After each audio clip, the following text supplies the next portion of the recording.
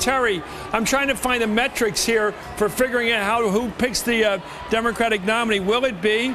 Bob Brady said to me the other day on television, the chairman of the city committee, that the Democratic Party cannot deny this nomination to the person who wins the most elected delegates. Your response? Let me just say, listen, by the time we finish this process, Hillary Clinton will move ahead in the popular vote.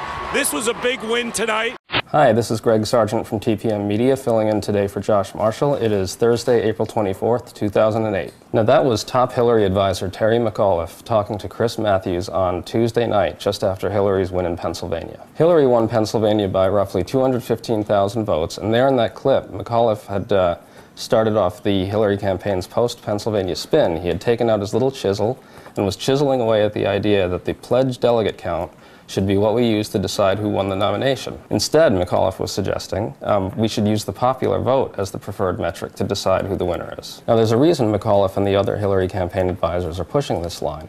Presuming Obama wins the pledged delegate count by a sizable margin, as everyone expects, the Clinton camp will need to be able to find a way to make the case to uncommitted superdelegates that the Democratic primary electorate didn't really reach a clear verdict on their choice of Democratic nominee.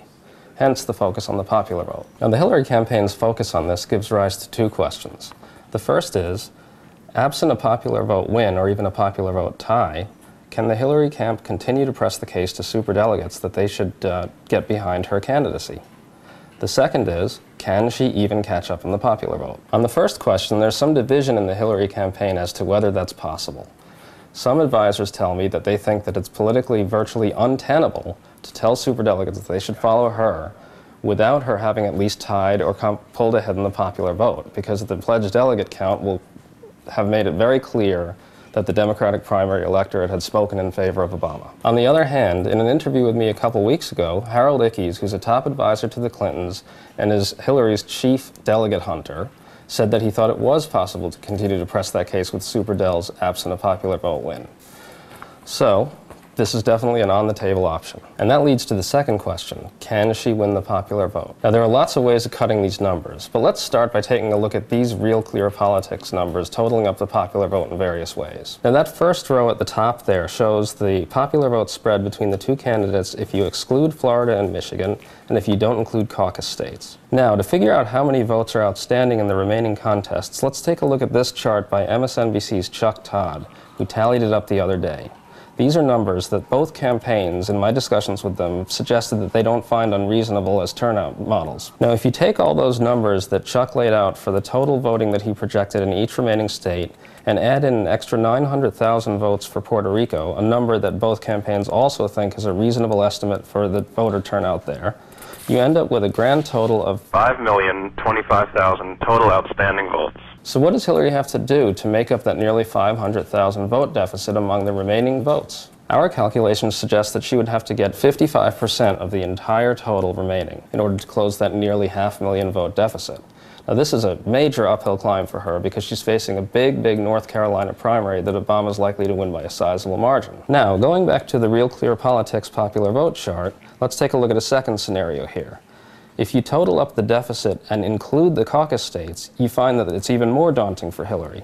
She's now facing a deficit of over 600,000 votes. Under that scenario, Hillary would have to get more than 56% of the total outstanding vote in order to close the gap. That obviously is even harder than the first scenario. Now, just to recap, neither of those two scenarios includes Florida or Michigan. Now, from the Hillary campaign's perspective, both those two scenarios are actually moot, and here's why. They know that they can't close the popular vote deficit without including Florida as part of the calculations, and possibly Michigan also. This is why the Hillary campaign has been aggressively pushing the idea that both Michigan and Florida's votes should be counted as part of the popular vote tally. Now, the superdelegates are unlikely to be receptive to the idea that Michigan should be included in the tally for a simple reason. Obama wasn't on the ballot.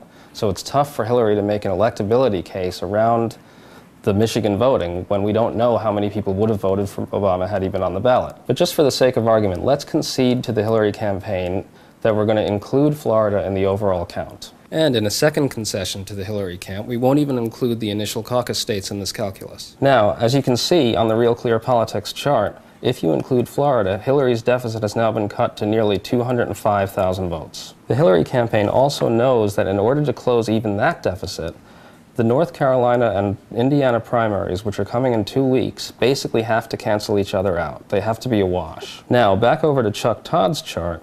If you can take out North Carolina and Indiana from the equation, which is a very big if, since Obama is expected to rack up a pretty big victory in North Carolina, and Indiana has some polls showing him ahead.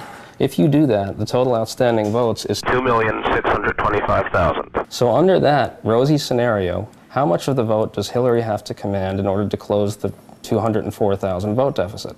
It turns out that she still has to get 54% of the total outstanding votes in the states not including North Carolina and Indiana, which means she'd have to rack up huge victories in places like West Virginia and Kentucky and keep it very close in places like Oregon. So just to recap the situation here, if we allow Hillary that we're going to include the Florida vote, and if we agree to take North Carolina and Indiana out of the equation and consider them a wash, again, a very big if, Hillary still needs to get more than 54% of all the remaining states in order to close this popular vote deficit. So presuming Hillary does fail to catch Obama in the popular vote, which seems likely, although she could conceivably catch him if we follow the route that we laid out before, which is a big if, the question then comes back to this.